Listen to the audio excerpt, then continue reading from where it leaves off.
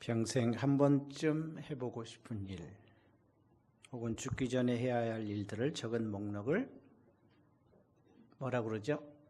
버킷리스트라고 얘기합니다. 여러분, 꼭 해보고 싶은 일, 죽기 전에 반드시 해보고 싶은 것이 있겠지요. 저도 이 설교를 준비하면서 내가 죽기 전에 꼭 해보고 싶은 것이 뭘까? 그래서 좀 생각을 해봤어요. 우선은 준석이가 여수를 다녀왔다고 그러는데 여수를 한번 가보고 싶은 생각이 있습니다. 여수 밤바다가 얼마나 멋있는지를 한번 보고 싶은 생각도 있었어요. 또 여행도 한번 가보고 싶고 그런 생각도 있고요. 근데 이제 가장 제가 꼭 해야 될 임무나 또는 의무같이 여겨지는 것이 있다면 제 임기 내에 저 앞에 있는 땅에 비전센터가 세워져서 우리의 다음 세대인 영아부, 유치부, 유초등부, 중고등부 청년들이 그곳에서 마음껏 양육을 받고 활동할 수 있는 그런 것을 꿈꾸고 꼭 그렇게 되기를 소망하고 있습니다. 이 지역을 살리고 선교 사역에 놀라운 일들이 일어날 수 있도록 그렇게 생각을 하고 있습니다. 여러분들 아무래도 나름대로의 생각을 가지겠죠. 이제 1분 있으면 2019년이 시작되거든요. 벌써 됐어요? 저게가 좀 늦네요. 그렇죠? 저 시계가 시작됐대요 벌써. 뭔가 나름대로 생각하고 기대하고 바라는 것들이 다 있을 거예요. 정말 우리가 죽기 전에 해야 될 것이 뭘까? 딱 한 가지만 얘기하라고 하면 뭘 해야 될 것인가? 다 여러 가지 얘기를 하겠지만 결론적으로 얘기하면 우리가 하나님의 뜻대로 사는 겁니다. 내 생각대로, 내 방법대로, 내 계획대로 사는 것 같지만 사실 지나놓고 보면 다 하나님의 뜻과 섭리 안에 놓여 있어서 지내놓고 보니까 내가 마음대로 살아간 것이 아니고 하나님의 뜻 가운데서 이루어진 것이고요. 내 뜻밖에 일어난 일은 많지만 하나님의 뜻 밖에 일어나는 일은 없습니다.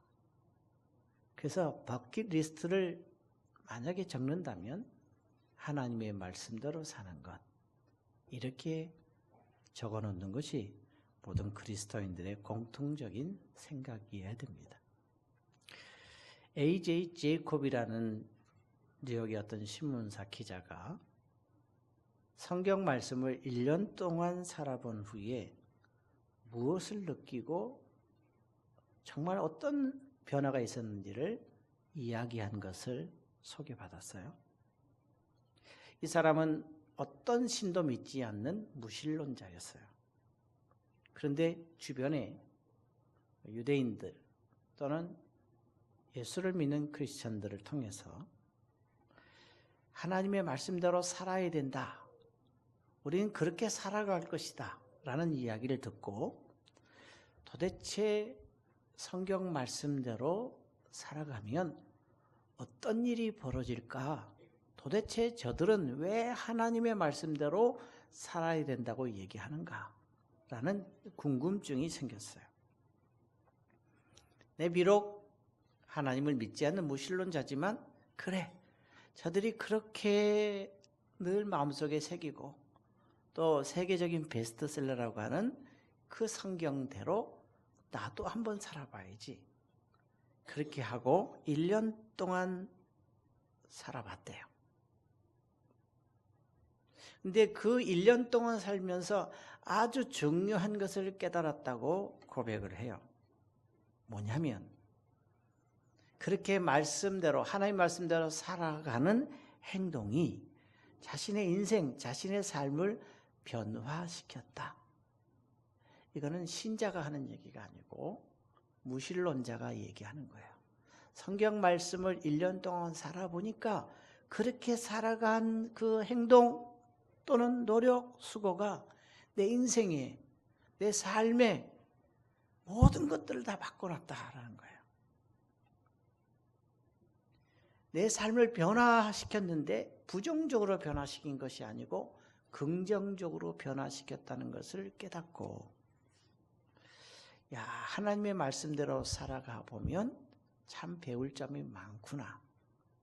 그리고 하나님의 말씀대로 살아간다라고 생각하고, 물론 완전하진 않지만 그 말씀대로 살아가려고 노력하는 그리스도인들은 꽤 괜찮은 사람이다 라는 결론을 내렸다고 해요. 그래서 왜 하나님을 믿는 사람들이 자기 생각이 아닌 하나님의 말씀대로 살아가려고 하는지를 이해하기 시작했다고 그래요. 여러분, 이건 굉장히 중요한 고백이고 그리고 발언이에요. 적어도 하나님의 말씀은 우리의 인생을, 우리의 삶을 송두리째 바꿔놓을 수 있는 그런 능력이 있어요. 이거는 그렇게 살아본 사람만이 고백할 수 있는 거예요. 믿지 않는 사람도 그렇게 얘기하는데, 우리가 하나님을 믿는데 하나님의 말씀대로 살아가다 보면 우리 인생이 달라질 것이고, 우리의 삶이 더 풍성해질 것이고, 우리의 인격이 더 고상해질 것이며, 우리의 삶의 발자국을 아름답게 찍어서 내 뒤를 따라오는 사람들이 보고 인생이 저런 것이구나 라고 도전 줄 수 있다는 거죠. 그래서 여러분, 그리스도인들의 삶은 언제나 성경이 기준이에요. 그 성경을 그래서 캐논이라고 얘기해요. 기준자. 우리의 생각과 우리의 말과 행동의 기준은 내 경험이 아니고 내가 많이 배운 지식이 아니라 하나님의 말씀, 여러분들이 늘 가까이 하고 여러분들이 어릴 때부터 들었던, 그리고 평생 들어야 될 하나님의 말씀이 생각과 말과 행동의 기준입니다. 그런 면에서 우리는 예배 때마다 하나님의 말씀을 읽고 목회자를 통해서 하나님의 말씀을 잘 풀어서 강론하는 설교를 듣습니다. 그리고 그 말씀대로 살아가다 보면 어느새 나의 마음속에 많은 상처와 아픔과 고민과 고통이 있던 것들이 봄눈 녹듯이 다 사라지고, 새살이 돋듯이, 상처난 것에 새살이 돋듯이 새로워지게 되어 있어요. 하나님의 말씀의 그 놀라운 능력이 우리를 변화시키는 거지요. 그래서 여러분, 신구약 성경을 늘 가까이 하고 또 함께 말씀을 읽고 듣고 묵상할 때 우리의 삶이 정말 눈에 띄게 달라질 수 있어요. 그런 면에서 올 한 해의 표를 이렇게 정했는데, 특별히 로마서는 로마에 있는 성도들에게 보낸 편지인데, 그중에 14장 17절과 18절을 오늘 우리가 읽었어요. 이 말씀을 보면 특별히 18절에 이렇게 기록되어 있죠. 우리 같이 읽어볼까요? 시작. 이로써 그리스도를 섬기는 자는 하나님을 기쁘시게 하고 사람들에게 칭찬을 받느니라. 아멘. 여러분, 섬긴다라는 말은 공경하여 받들어 모시는 걸 섬긴다 그래요. 공경하여 받들어 모시는 거예요. 그리스도를 섬기는 사람, 그리스도를 공경하여 받들어 모시는 사람은 하나님을 기쁘시게 하고 사람에게도 칭찬을 받는다. 이 칭찬을 받는 걸 바꿔서 행복하게 할 수 있다라고 바꿨어요. 그래서 올 한 해 표를 하나님을 기쁘시게, 사람들을 행복하게 이렇게 정했어요. 여러분, 2019년에는 하나님을 기쁘시게 하고 여러분들과 함께 살아가는 사람들을, 옆에 있는 사람들을 행복하게 하고 웃게 만들고 즐겁게 하기를 주의 이름으로 축복합니다. 그래서 한번 따라서 하나님을 기쁘시게, 사람들을 행복하게, 사람들을 행복하게. 잘했어요. 여러분, 이게 정말 우리의 삶의 전부라고 볼 수 있어요. 하나님을 기쁘시게 하는 것, 사람을 행복하게 하는 것, 어떻게 할 수 있을까요? 우리는 성경을 자세히 읽다 보면 이 절 사이에 접속하는 접속사들이 있어요. 여러분 성경을 보면 이렇게 돼 있어요. 18절에 이로써 이렇게 돼 있어요. 여기 이로써라는 말은 따라서 이렇게 하여 라는 뜻인데 18절 앞에 17절에 어떤 섬기는 그 방법들을 소개해 놓고 이로써 이렇게 소개하고 있는 거거든요. 근데 17절에 뭐라고 되어 있습니까? 같이 읽어볼까요? 시작. 하나님의 나라는 먹는 것과 마시는 것이 아니요 오직 성령 안에 있는 의와 평강과 희락이라. 아멘. 무엇을 먹느냐 라는 문제를 가지고 우리는 고민도 하고 또 뭘 먹는 것에 대해서 시비를 걸 때도 있어요.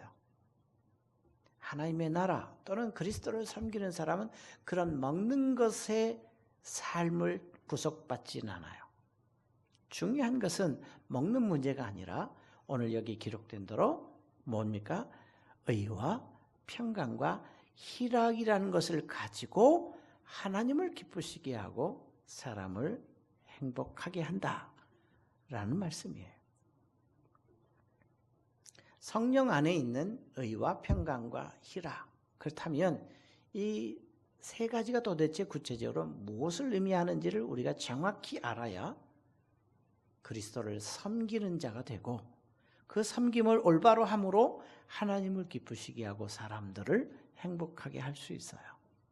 첫 번째, 의라고 그랬어요. 이거는요, 의 그러면 보통 사람들이 도덕적인 어떤 행동, 윤리적인 행동을 언뜻 떠올리기 쉬워요. 근데 그런 것이 아닙니다. 사람이 정해놓은 도덕적 기준을 얘기하는 게 아니고, 그러면 성경에서 의 그러면 우리의 죄를 속죄하여서 의롭게 만드시는 것을 떠올리기 쉬운데 그것은 아니에요. 여기서 말하는 의라는 것은 하나님께서 다스려서 그 다스림을 받는 가운데 올바른 행동을 할 때가 있어요. 바로 그 의를 얘기해요. 쉽게 얘기하면 하나님의 다스림, 통치를 받는 거예요.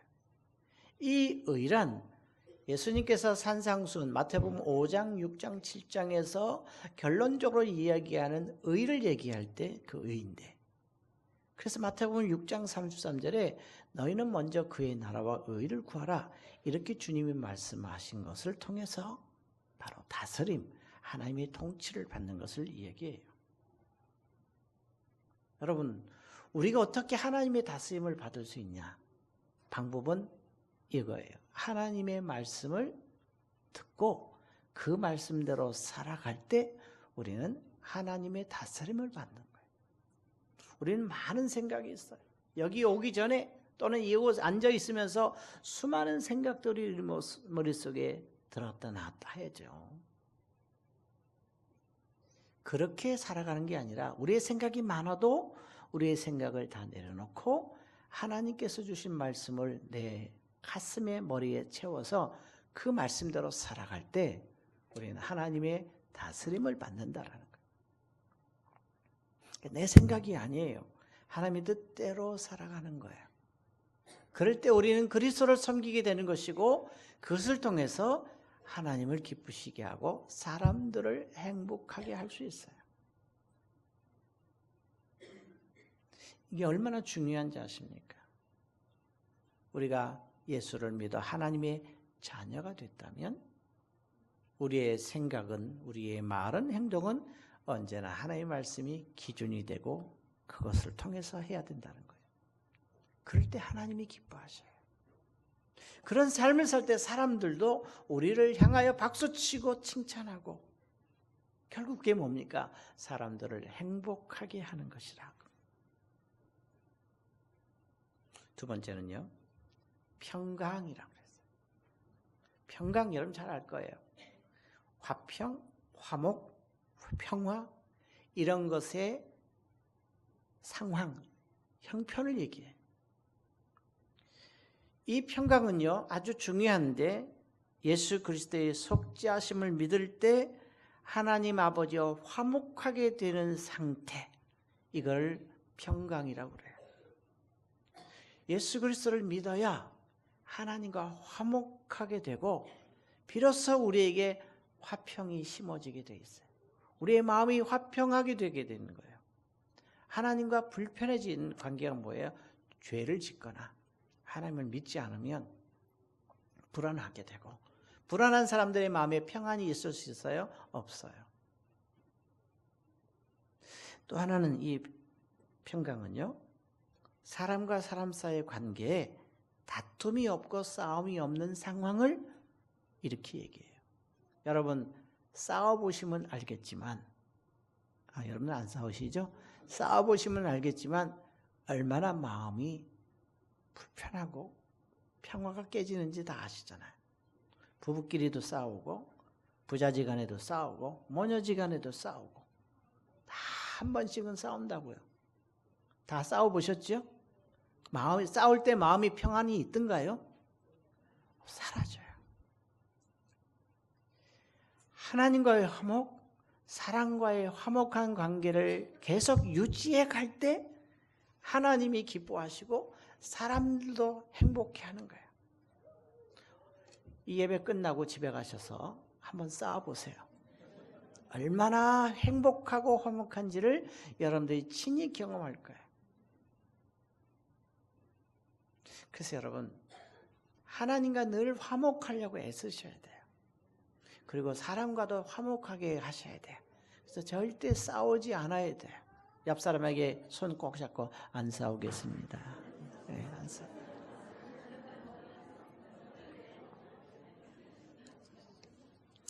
여러분, 다른 사람들과 불편한 관계 속에서 하나님을 믿고 예배하는 것이 얼마나 하나님 보시기에 안 좋은 모습인지 우리 스스로도 알잖아요. 이 평강은 그래서 늘 십자가를 생각하면 만들어낼 수 있어요. 여러분, 하나님이신 예수님이 이 땅에 오셔서 나를 위해서 십자가에서 죽으셨어요. 그게 사랑이거든요. 그것만 알면 하나님과 원수 될 수가 없잖아요. 옆에 사람과 싸울 이유가 없잖아요. 근데 우리 십자가 사랑 그 정신을 잊고 살 때가 많거든요. 옆에 사람에게 한 번 더 손을 꼭 잡고 십자가 잊지 맙시다. 네. 정말 하나님의 자녀는 피스메이커잖아요. 화평케 하는 자라고 그랬어요.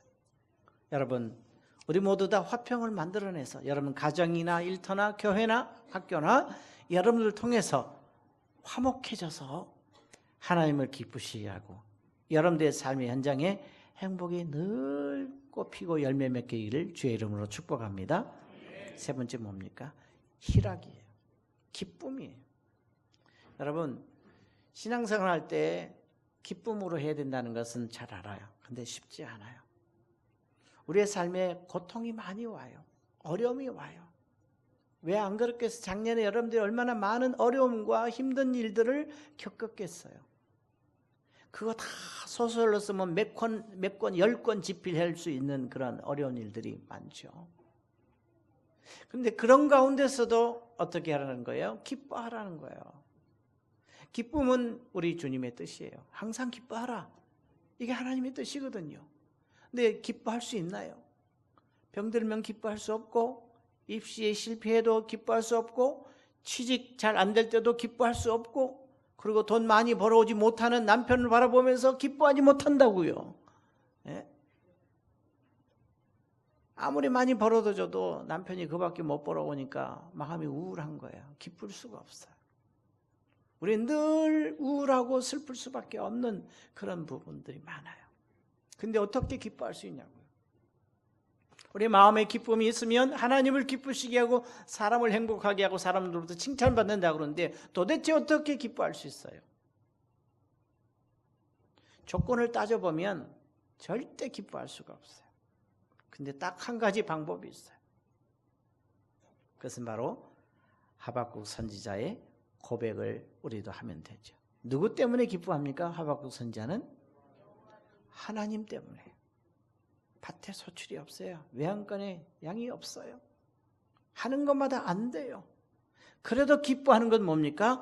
하나님 때문이라고. 왜요? 합력하여 선을 이루시고 오늘은 안 좋지만 내일은 하나님이 좋게 하실 것을 믿기 때문에 하나님 한 분 때문에 기뻐할 수 있는 게 바로 우리들이에요.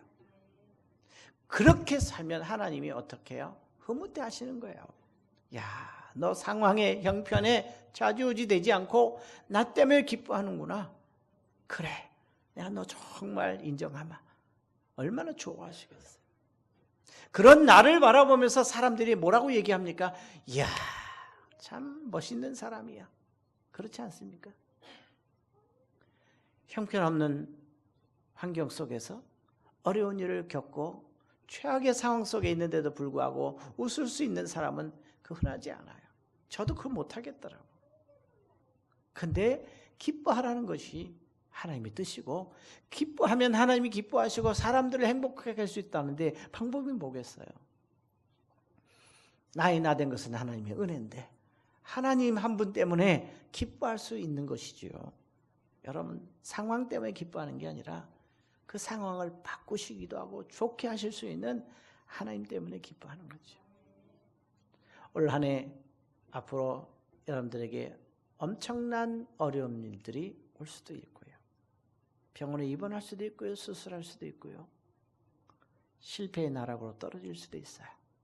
그때마다 여러분, 그것 때문에 슬퍼하고 울 수는 약간은 있을 수 있지만 다시 회복할 수 있는 방법은 하나님을 생각하고 합력하여 선을 이루시고 나보다 나를 더 잘하시는 하나님을 믿는다면 여러분, 하나님을 기쁘시게 하고 사람을 행복하게 할 수 있어요. 그렇게 살아가기를 주의 이름으로 축복합니다. 이것이 하나님을 기쁘시게 하고 사람을 행복하게 하는 세 가지 방법이에요. 이렇게 살라고 또 한 해를 시작하게 하셨어요. 제가 오늘 좀 일찍 와서 낮에도 이제 동사무소에 쌀 50% 드리고 그리고 여기 와서 설교도 준비하고 올 한 해도 돌아보고 그 집에 갔다가 또 이제 와서 곰곰 생각하고 해서 참 하나님의 은혜로 또 이렇게 예배도 드리고 또 한 해를 시작하는구나 하는 생각을 해보니까 하나님의 은혜가 아니면 결코 있을 수 없는 일이에요. 이 설교를 준비하면서 전하면서 저나 여러분들이나 정말 평생에 우리가 하나님을 기쁘시게 하고 나와 만나는 사람들에게 행복을 전해줘야 되는데 그 방법이 뭘까? 결국 이거밖에 없는 거예요. 이건 돈의 문제도 아니고요. 명예의 문제도 아니고 실력의 문제도 아니에요. 오늘 여기 기록된 이 말씀대로 우리가 살아내려고 한다면 그저 부족하지만 이렇게 살아가다 보면 어느 날 어느 때 정말 하나님을 기쁘시게 하는 것이 내 인생의 전부인 것처럼 그렇게 느껴지게 되지 않겠어요? 이렇게 살아가는 거예요. 여러분, 우리 모두 다 앞서거니 뒤서거니 하면서 열심히 다름질쳐갑니다. 천국으로. 그것이 10년이 남았든 20년이 남았든 50년이 남았든 간에 우리 모두 다 하나님을 기쁘시게 하고 사람들을 행복하게 하기를 주의 이름으로 축복합니다. 지금까지 지내온 것 주님의 크신 은혜요. 앞으로도 주님의 은혜로 살아가는데 어렵고 힘들어도 의와 평강과 기쁨으로 그리스도를 섬김으로 정말 하나님을 기쁘시게 하고 사람을 행복하게 하며 살아가는 매일의 삶이 되기를 주님의 이름으로 축복합니다.